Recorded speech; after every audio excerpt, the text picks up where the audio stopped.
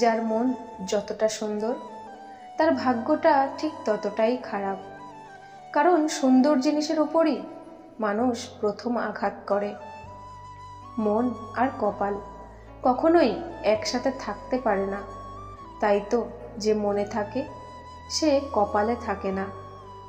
অবহেলার সম্পর্ক ত্যাগ করাই ভালো, সেটা হোক ভালোবাসা কিংবা বন্ধুত্ব।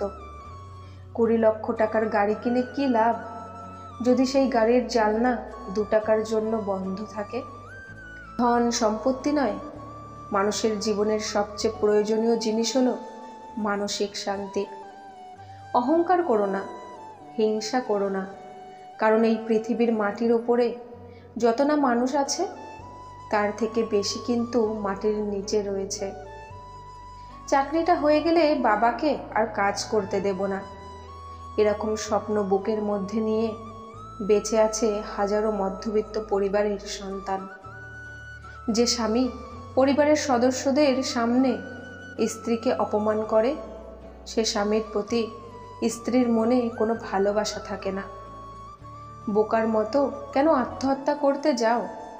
মনে রেখো, যার কাছে তোমার ভালোবাসার দাম নেই তার কাছে তোমার লাশটাও মূল্যহীন। অন্য কাউকে পাইনি বলে তোমাকে ভালোবাসি এমনটা নয়, তোমাকে ভালোবাসি বলে অন্য কাউকে কখনো পেতে চাইনি। মানুষ তুমি সেদিন হবে যেদিন কারো ক্ষতি করার আগে একবার হলেও ভাববে, এটা আমি ভুল করছি না তো? মুছে ফেলো চোখের জল, শক্ত করো মন, বাঁচতে গেলে লড়তে হবে তোমায় সর্বক্ষণ। কারো ওপর প্রতিশোধ নেওয়ার চাইতে নিজেকে বদলে নেওয়াটাই সবচেয়ে বড় প্রতিশোধ। জীবনের দুঃখজনক বিষয়টি হলো আমরা বুড়ো হই তাড়াতাড়ি, কিন্তু অভিজ্ঞ হই অনেক দেরিতে। শূন্য পকেটে যে নারী পাশে থাকে সাফল্যের পরে সেই স্ত্রী হওয়ার যোগ্যতা রাখে।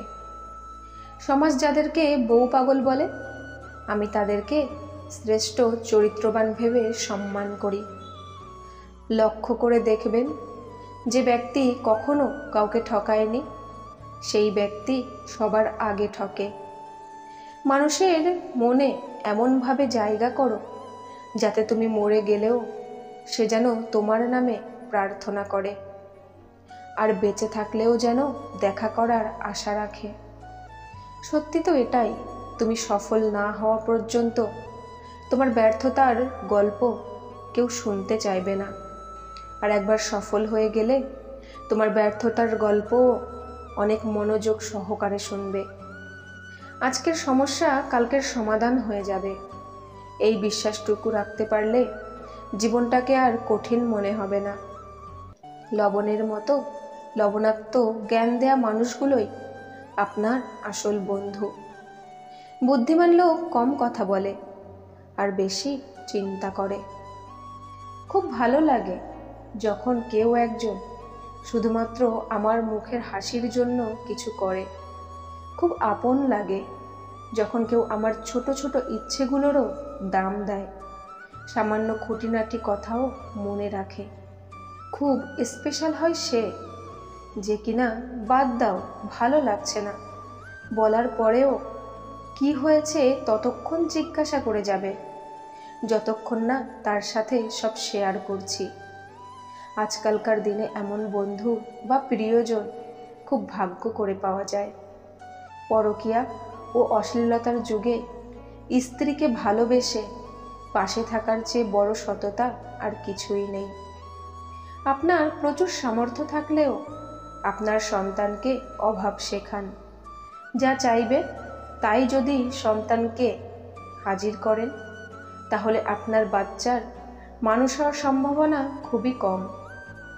সন্তানকে এমনভাবে প্রস্তুত করুন যেন আপনি না থাকলে সে কিভাবে চলবে তার ট্রেনিংটা সে পায়।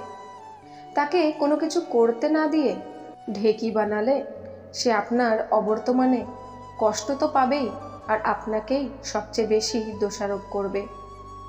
অনেকেই এই কথাটা বলে থাকেন, পরে এমনিতেই সব শিখে যাবে। একটা মানুষ হঠাৎ করেই মানুষ হয়ে ওঠে না, আস্তে আস্তে মানুষ হয়। কারণ আপনি যখন থাকবেন না, দুনিয়ার কঠিন পথ তাকে একাই চলতে হবে। সেই একা চলার ট্রেনিংটা তাকে শক্ত করবে, আর আপনিও অনেক হালকা ফিল করবেন।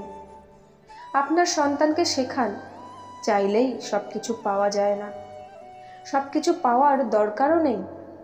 কষ্টের মাধ্যমে অর্জিত জিনিসের মূল্য বোঝান, তাকে বোঝান সব কিছু ছাড়াও জীবন চলে।